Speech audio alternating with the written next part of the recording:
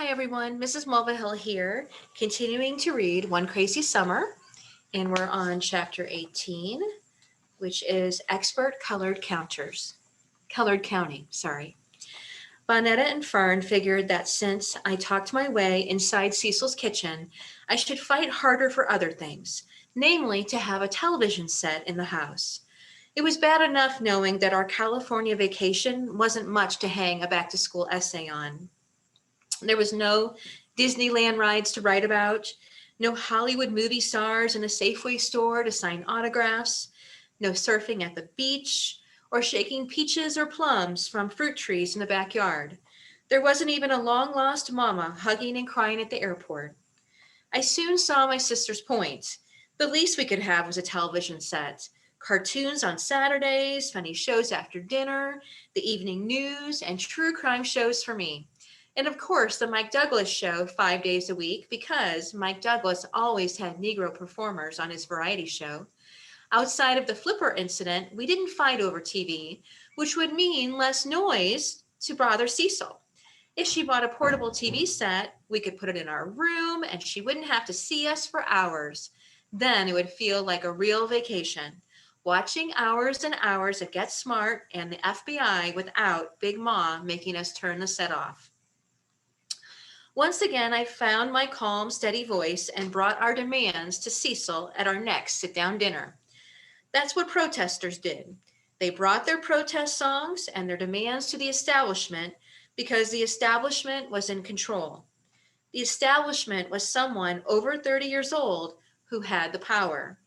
I didn't know Cecil's exact age, but she had to be over 30. That, plus her holding on to the money Pa had given us, had made Cecil the establishment.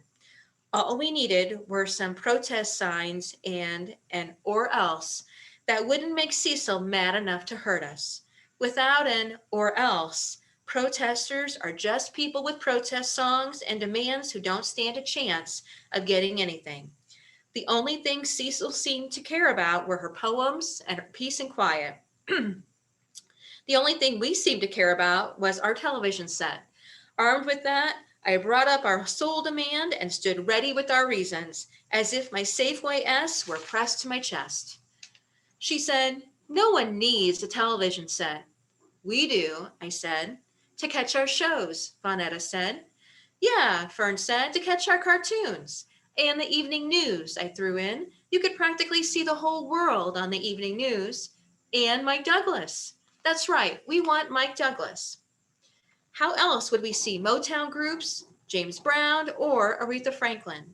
The Mike Douglas show wasn't the only place to find colored people on television.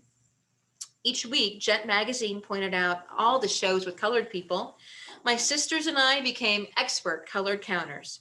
We had it down to a science. Not only did we count how many colored people were on TV, we also counted the number of words the actors were given to say. For instance, it was easy to count the number of words that the Negro engineer on Mission Impossible spoke, as well as the Black POW on Hogan's Heroes. Sometimes the Black POW didn't have any words to say, so we scored him a 1 for being there. We counted how many times Lieutenant Uhiro hailed the frequency on Star Trek. We'd even take turns being her, although Big Ma would have never let us wear a mini dress or space boots. But then there was I Spy. All three of us together couldn't count every word Bill Cosby said. And then there was a new show, Julia, coming in September, starring Diane Carroll. We agreed to shout Black Infinity when Julia came on because each episode would be all about her character. We didn't just count the shows, we counted the commercials as well. We'd run into the TV room in time to catch the commercials with colored people using deodorant, shaving cream, and wash powder. There was a little colored girl on our favorite commercial who just looked like Fern.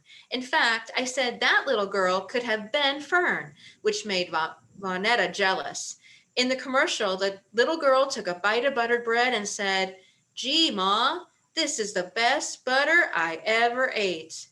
Then we'd say it the way she did, in her dead, expressionless voice, and we'd outdo ourselves trying to say it with the right amount of deadness.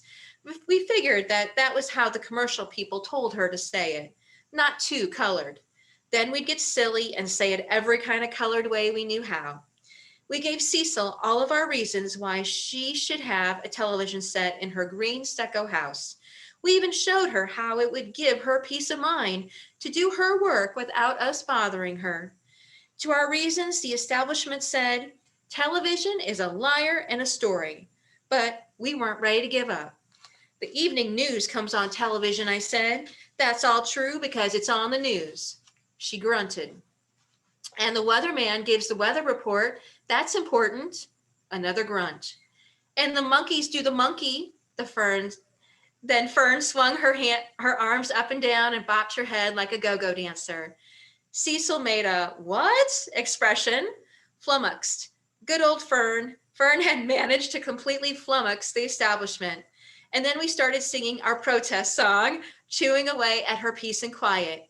Here we come, walking down the street.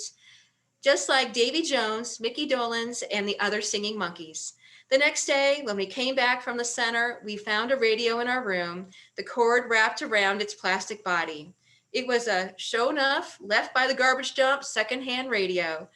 Vonetta and Fern squealed as if the little colored girl in the commercial were standing in our room eating buttered bread.